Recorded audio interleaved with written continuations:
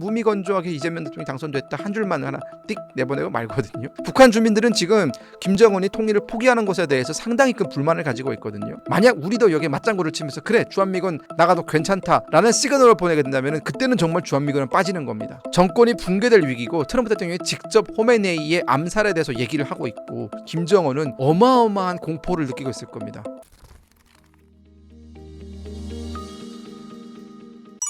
북한은 23년 말에 한국과의 동족 관계를 중단한 후 최근까지도 무미건조한 논평만 내는 모습입니다. 격한 욕설로 담화문을 내던 과거와는 다른데요. 이건 어떻게 받아들여야 할까요?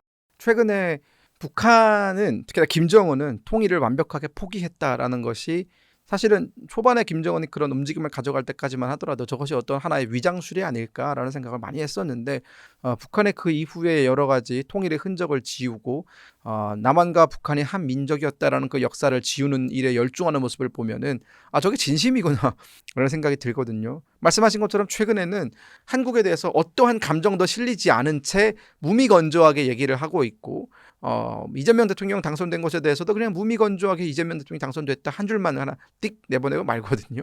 그만큼 지금 북한은 남한과의 관계를 완벽하게 단절시키는 것에 집중하고 있다라는 것. 대화를 단절시킴으로써 이제 북한과 남한은 별개의 국가, 즉 통일이라는 그런 개념은 아예 없고 그냥 아예 뭐 독일과 오스트리아처럼 그렇게 별개의 국가로 존재하고 싶다라는 김정은의 그런 어떤 의지나 열망을 좀 드러내고 있는 것 같습니다. 최근 우리 정부가 대북 방송 중단하면서 북한도 대남 방송을 중단했습니다. 대북 유화책으로 북한의 태도 변화를 기대해 볼 수 있을까요? 저는 아주 무시하는 전략으로 갈 거라고 봅니다. 북한에서는 김정은의 말이 곧 헌법이거든요. 그리고 김정은이 내렸던 결정은 틀리지 말아야 합니다. 틀렸던 적이 없어요.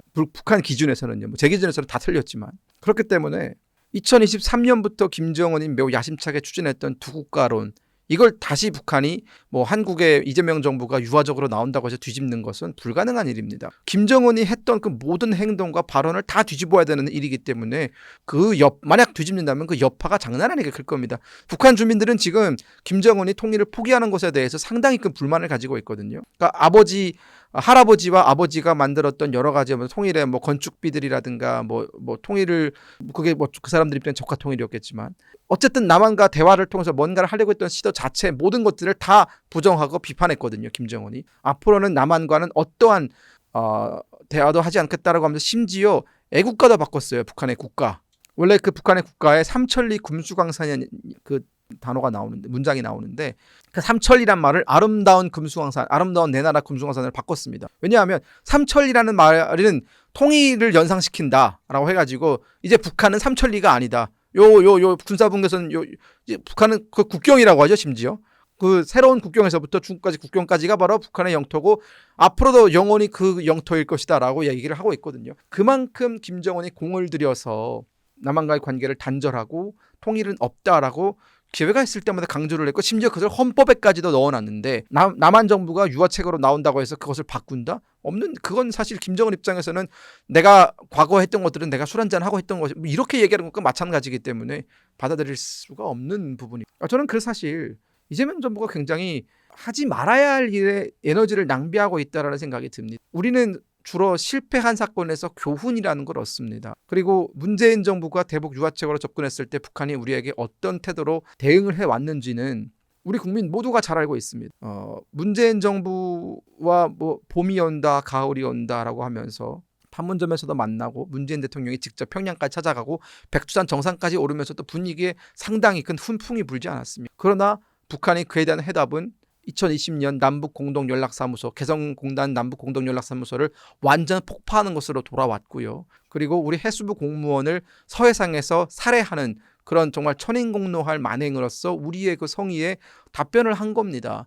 그때부터 삶은 소대가리니 뭐니 하면서 입에 담기도 어려워. 물론 제가 문재인 대통령을 찍지는 않았지만 어쨌든 우리 대통령 아니었습니까? 그리고 우리 대통령을 향해서 정말 입에 담기 어려운 그런 막말과 그 욕설을 하는 그런 사람들을 보면서 과연 우리가 2018년에 했던 그러면 그 훈풍들은 뭐였냐라는 생각을 할 수밖에 없거든요. 즉 북한은 본인들한테 이로울 때에는 회담으로 나왔다가 본인들한테 불리할 때에는 우리의 뺨을 때리는 게 북한이었고 그게 지난 한 40년 동안 반복되어 왔던 전술이었어요. 근데 그 실패에 대해서 우리가 교훈을 찾지 못하고 또다시 똑같은 하나도 다르지 않는 그 실패의 스텝을 그대로 걸어가겠다라고 하면은 이건 국력의 낭비입니다. 저는 그렇기 때문에 이재명 정부가 이제는 대북 관계에 있어서 아무리 본인들이 해왔던 관성이 있다 하더라도 새로운 접근법을 좀 모색할 때가 됐다라는 정말 조언을 좀 드리고 싶습니다. 5월 말 5,000톤급 구축함인 최연함 진수식에서 배가 좌초되는 사고가 일어났습니다. 김정은도 용납할 수 없는 범죄 행위라며 경로했죠. 23일 만에 다시 세웠다고는 합니다만 정상적으로 복구 작업이 이루어진 걸까요? 최현급 5,000톤급 구축함의 2번 함, 북한은 강건함이라는 이름을 부여했습니다. 강건함이 이제 물에 빠졌다가 다시 끌어올려서 진수식을 부랴부랴 마친 상황이고요. 북한은 주로 진수를 할 때 측면 진수를 합니다. 우리나라는 도크에 물을 채우는 방식으로 하죠. 이게 시간이 오래 걸리고 돈도 수십억 원 더 많이 듭니다. 하지만 가장 안전하죠. 하지만 북한은 빠르게 진수를 하기 위해서 배를 레일을 달아서 한꺼번에 바닷물로 풍덩 빠뜨리는 측면을 통해서 빠뜨리는 그런 방식을 쓰거든요. 근데 그게 진수 과정에서 문제가 생겨서 배의 균형이 맞지 않으면서 계획대로라면 동시에 배의 모든 선체가 바다에 이제 앉아야 되는 그런 상황 속에서 함미 부분이 먼저 빠졌고 그리고 이제 함선의 앞부분은 그대로 선미 부분은 남아 있으면서 이제 함선이 그대로 뒤집어졌죠. 그럼 왜 북한은 이런 초대형 사고에 대해서 숨기지 않고 공개를 했느냐? 그럴 수밖에 없었습니다. 일단 그 행사는 수천 명의 군중이 모인 상황 속에서 진행이 됐던 행사였어요. 김정은이 직접 그 이번 함의 진수식을 보기 위해서 현장을 찾았던 관계가 있고요. 그러다 보니까 그 수천 명의 사람들이 다 배가 뒤집어지는 걸 다 봤단 말이에요. 그 수천 명의 입을 어떻게 막습니까? 차라리 쉬쉬하는 것보다 공개를 하는 게 낫겠다라는 그런 판단을 했을 가능성이 있고요. 두 번째는 이 모든 구축함 같은 것들의 어떤 그 건조 기술은 러시아가 제공을 해준 것입니다. 하지만 러시아가 기술은 제공해주지만 건조를 직접 해주지는 않거든요. 북한의 선박 제조 능력에 문제가 있다라는 점인데 이것에 대해서 북한이 선박의 제조 과정에 문제가 있는 것이 아니라 진수 과정에서 문제가 있었던 것뿐이지 제조 과정이나 기술에는 문제가 없었다라는 점을 러시아에 해명할 필요가 있는 거예요. 그래야 러시아가 다음번에도 기술을 주죠. 바꿔 말하면 러시아가 기술을 줬는데 북한이 그걸 만드는 과정에서 계속 실패를 하면 러시아의 기술력이 형편없는 거 아니냐라는 그런 얘기가 나올 수밖에 없고 러시아의 무기를 뭐 북한만 사갑니까? 다른 나라들 다 러시아의 무기를 사가요. 근데 북한이 만들었는데 형편없이 불량이었다라고 하면 러시아의 무기 기술력에 대해서 의문점이 붙고 구매 고객들이 떨어져 나가기 때문에 북한 입장에서는 러시아의 기술력에는 문제가 없다. 단지 그 아주 작은 사고가 있었을 뿐이다라는 점을 일부러 강조해서 내보낸 것이다라고 보면 될 것 같습니다. 그리고 이제 그 배가 23일 만에 다시 이제 똑바로 섰는데 23일 동안 바다에 침수되어 있었기 때문에 그 부식 문제가 반드시 존재할 수밖에 없고요. 어찌어찌 배를 세웠다고는 하나 그것을 정상 운행할 수 있는 과정은 아닐 겁니다. 23일 만에 배가 기울어진 원인을 찾는다는 것은 불가능하고요. 그리고 제가 판단하건대 배의 균형이 맞지 않았다라는 문제는 언제든지 또다시 뒤집어질 수 있다라는 가능성을 내포하기 때문에 설계에서부터 시작해서 배의 구조를 다시 다 재배치해야 되는 그런 문제가 있을 수도 있습니다. 그래서 일단 진수식은 치르고 그 뒤에 다시 조금씩 그 오류를 잡아가지 않을까라는 그런 생각을 가지고 있습니다. 속도전의 한계죠. 북한이 항상 속도전을 강조하면서 빨리빨리를 강조하고 있지 않습니까? 우리나라도 해군 함정을 뭐 대우조선 해양이나 뭐 하나오션이 만들게 되면은 약 1년 정도는 자체적으로 테스트를 거쳐요. 해군에 인도하기 전에 1년 정도는 성능 시험이라는 걸 합니다. 그래서 대양을 떠돌아다니면서 여러 가지 상황, 파도도 만나보고요. 정말 큰 태풍도 만나보고 이러면서 여러 가지 상황 속에서 배를 안정적으로 운용할 수 있는지 없는지 여부를 1년 정도 테스트를 하고 나서 모든 기준치를 다 통과했을 때 해군에 인도가 됩니다. 하지만 북한은 그런 과정을 완전히 생략해버리고 배를 건조하자마자 바로 진수를 했는데 망해버린 거죠. 러시아가 최근 반공무기 체계인 판치르를 북한에 넘겼다고 합니다. 이게 북한의 방위력에 얼마나 도움이 될까요? 러시아가 북한에 넘겨준 판치르는 S1 모델입니다. 판치르 S1이라는 모델인데 판치르의 초기 형태예요. 그러니까 2005년쯤에 생산된 모델이다. 지금 현재 기술력, 그러니까 판치르가 여러 가지 개량형이 나왔어요. 뭐 판치르가 수출을 많이 했거든요. 꽤 한 10개 정도 나라에 수출이 됐는데 수출될 때마다 업그레이드를 거치면서 지금 현 시점에서 가장 업그레이드된 모델의 판치르는 꽤 쓸만합니다. 한 80% 정도의 용역률을 가지고 있거든요. 그러나 판치르 S1은 아주 초기 1990년대부터 2000년대 사이에 개발된 모델이기 때문에 많이 그 전술적인 어떤 그 능력이 좀 떨어진다라고 볼 수 있어요. 그리고 판치르는 단거리 지대공 미사일입니다. 단거리 지대공 미사일. 장거리가 있고 중장거리가 있고 단거리가 있거든요. 이 어떻게 보면 방공망이라는 거는 다층 방공망이라고 해가지고 다층 고고도, 중고도, 저고도의 어떤 그 방공망을 복합적으로 이렇게 만드는 그 다층 방어망을 사용을 하는데 북한이 보유하고 있는 고고도 방공망은 S-200 계열입니다. 그것도 다 러시아가 제공을 해준 거죠. 하지만 지금 뭐 S-300, S-400까지 나오고 있잖아요. S-400은 스텔스기 F-35를 잡을 수 있는 그런 방공무기로 평가가 되는데 북한은 아직 S-400까지는 보유하고 있지 못하고 S-400은요. 러시아도 그렇게 많이 보유하고 있지 못합니다. 그만큼 비싼 무기고. 판치르는 차륜형 장갑차에다가 이제 대공미사일, 휴대용 대공미사일 같은 것들을 여러 개 달아놓은 게 그보다 조금 성능이 더 나가는. 보통 러시아가 사용하는 이글루 그 휴대용 대공미사일이 사거리가 15km 정도예요. 근데 판치르는 20에서 25km, 좀 더 개량된 버전은 30에서 35km까지도 잡을 수 있다라고 하죠. 그러니까 조금 더 높은 높이에서 이제 적어도 항공기를 요격할 수 있는 그런 미사일인데 자체적인 레이더도 가지고 있고. 미사일뿐만이 아니라 기관포도 가지고 있습니다. 드론을 잡기 위한 용도겠죠. 하지만 우리가 그렇게 우려할 만한 수준의 무기는 아니다라는 점을 좀 말씀드리겠고요. 우리는 그것보다 훨씬 뭐 비호복합이라든가 이런 훨씬 또 뛰어난 그런 방공 무기를 가지고 있다. 그럼에도 이 북한의 방공 능력을 채워주는 데는 역할을 할 겁니다. 이게 판치르를 북한이 복제를 해가지고 북한식의 어떤 그 대공 무기를 만들어낼 수 있거든요. 저는 그래서 우리가 그렇게 우려할 만한 수준의 초현대적인 방공 무기는 아니지만 북한의 재래식 방공 전력이 늘어나는 것은 경계해야 되는 부분인 것은 맞다라고 말씀을 드리겠습니다. 러우 전쟁 이후 드론 전력이 현대전의 핵심으로 인식되고 있습니다. 북한의 드론 전력은 어느 정도 수준일까요? 우리 군은 북한의 드론 공격에 어느 정도 대비가 돼 있을까요? 현재 북한군의 드론 전력은 러시아 우크라이나 전쟁 이전과 이후로 크게 차이가 나죠. 러시아 전쟁 이전에는 북한군도 정찰용 드론 혹은 자폭용 드론을 소수 보유를 하고 있었고 기술력도 그렇게 높지 않았습니다. 그리고 굉장히 원시적인 모델이었어요. 하지만 우크라이나 전쟁에 북한이 파병을 했고 그 경험을 가져오면서 북한의 드론 기술은 사실 대한민국의 드론 기술보다 발전했다라는 평가를 받습니다. 물론 그게 북한이 자체 개발한 기술은 아니겠죠. 하지만 그 정말 무궁무쌍한 그 전장의 상황에서 다양한 변화가 있는 그 여러 가지 변수 속에서 북한이 드론을 얻어맞기도 했고 또 사용하기도 하면서 실전 경험을 쌓았다는 것이 너무나 중요하고요. 러시아가 우크라이나군을 상대로 사용했던 그 다양한 종류의 드론들을 북한은 다 가지고 있습니다. 공격 드론도 여러 가지가 있고 자폭 드론도 여러 가지가 있는데 북한은 그런 뭐 골판지 드론이라고 해서 레이더에 전혀 걸리지 않는 골판지를 맞는 드론은 정말 소리도 잘 안 나거든요. 그런 드론들도 북한은 다수 보유하고 있고 또 호크아이와 같은 정찰 드론, 마크 리퍼와 같은 공격용 드론들도 북한은 보유를 하고 있고 개발을 하고 있다는 것이 드러나고 있죠. 북한은 지금 그 드론에다가 지대공 미사일을 달고 있고 공대공 미사일을 달고 있어요. 그만큼 북한의 드론 기술은 꽤 많이 발전했고 북한이 오히려 러시아한테 본인들의 드론을 사가라라고 할 정도로 드론에 대해서는 자신감을 보이고 있습니다. 드론은 결국은 완전한 가성비 무기 아닙니까? 국방력 혹은 국방비가 적은 나라가 효과적으로 활용할 수 있는 수단이기 때문에 북한은 아주 그것에 최적화되어 있는 나라거든요. 저는 그래서 북한의 드론 기술을, 드론 능력을 우리가 절대 무시해서는 안 된다. 앞으로 북한은 더 많은 어마무시한 그런 드론들을 가지고 올 가능성이 높다라고 보고 있습니다. 미 국방부가 최근 북한이 수십 년 만에 가장 강력한 전략 지위에 이르렀다고 분석했습니다. 이 부분 어떻게 생각하시나요? 결국 수십 년 만에 가장 강력한 국방력, 그 전략적 지위에 올랐다라는 것은 단지 그것이 북한을 핵을 보유했기 때문에만이 아니고 러시아와의 군사 동맹을 맺고 또 그 군사 동맹이 실질적으로 전투 현장에서 발현이 되면서 이제는 혈맹 관계로 발전하지 않았습니까? 저는 그렇기 때문에 러시아가요 2차 대전 이후에 어느 어떤 독립국가와 함께 힘을 합쳐서 전쟁을 치른 적이 없거든요.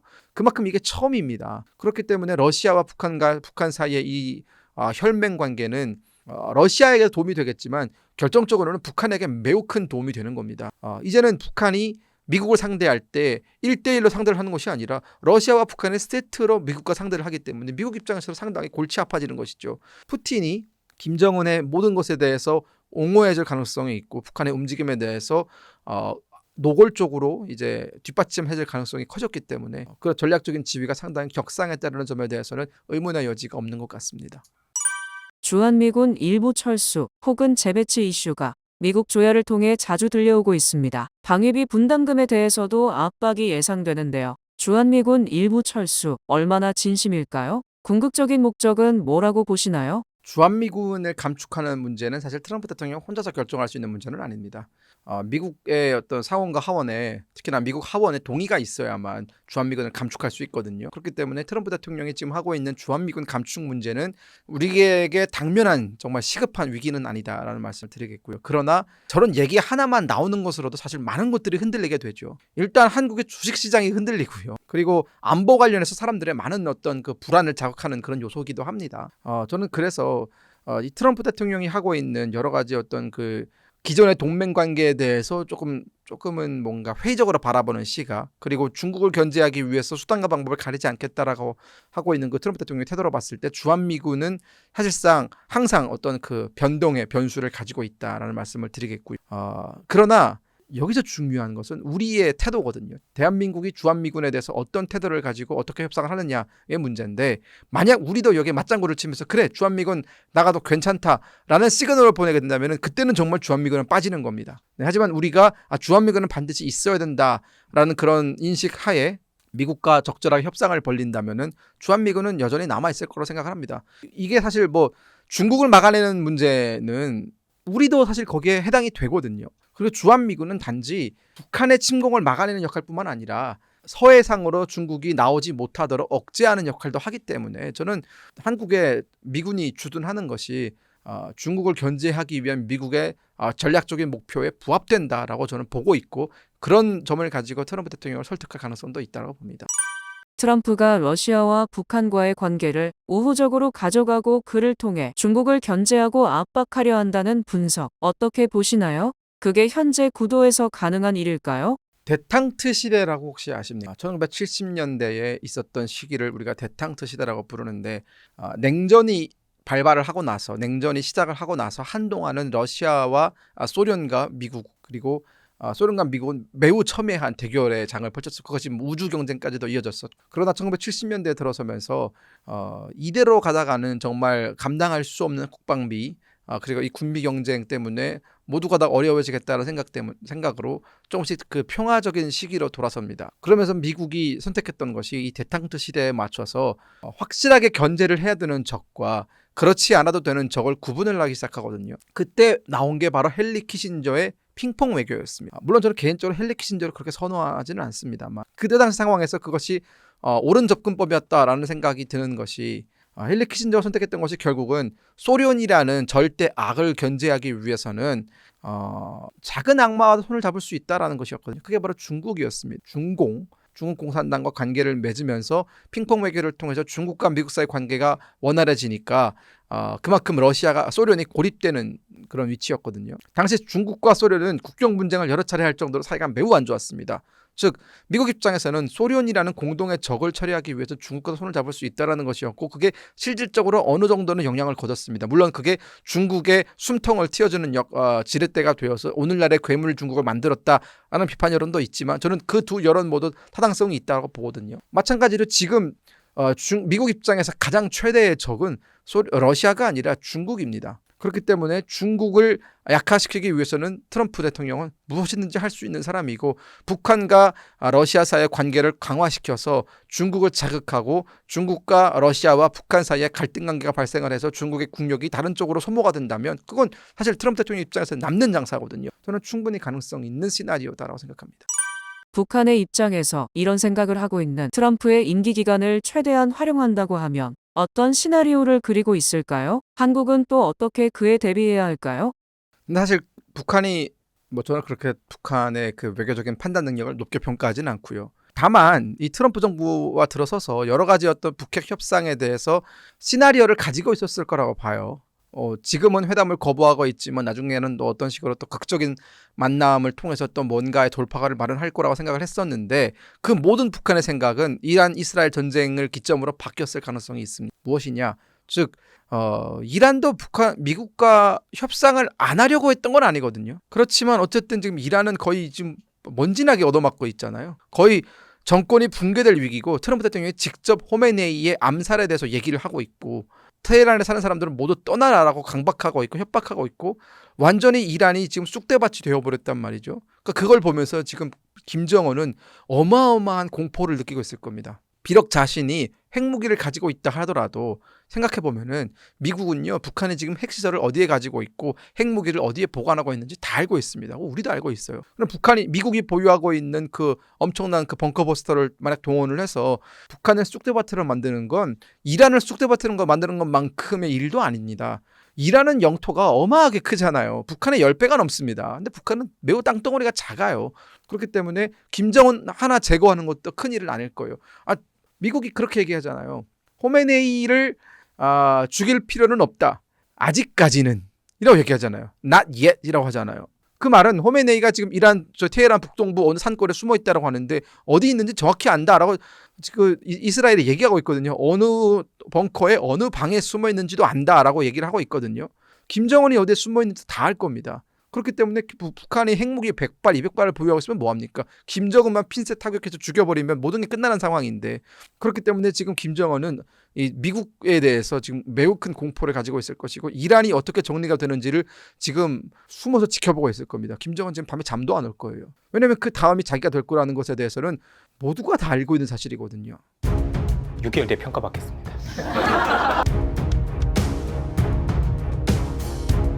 다음 시간에는 기존에 10배 올랐던 종목들만 좀 더 심도 있게 접근을 해드릴까 합니다. 돈 벌 게 참 많아지는 것 같아요.